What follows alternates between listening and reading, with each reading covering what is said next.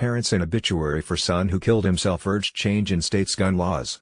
Parents of a 23-year-old Vermont man who killed himself hours after he bought a gun included in his obituary a call for the state to require a waiting period for firearms purchases. The family's plea has caught the attention of at least some state lawmakers, with one saying there may be debate about the issue in the next legislative session. Andrew Black bought a gun on the morning of December 6 and that afternoon used it to commit suicide at his home in Essex, Vermont. His mother, Alyssa Hughes Black, in his obituary, published in his family remembered him as loving and adventurous. They also asked for changes to legislation in lieu of flowers.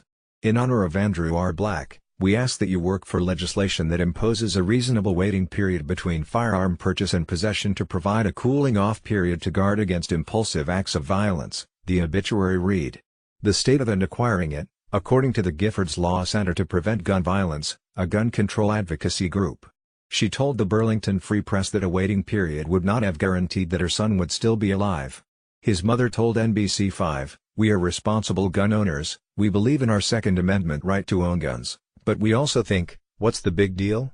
What is 24 hours?"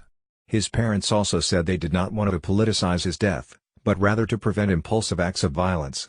In a Facebook post, Black remembered her son as a beautiful, funny, talented and kind young man.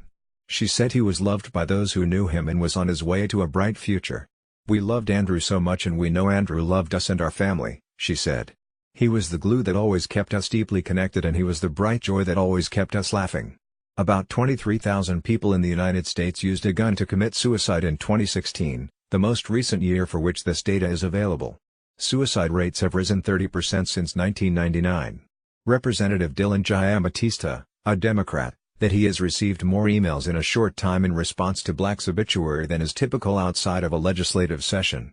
Giambattista also said he has been contacted by petitioners on Facebook. "I expect that there could be a debate in the coming legislative session on the waiting period issue," he told the publication. Janelle Griffith is a breaking news reporter for NBC News.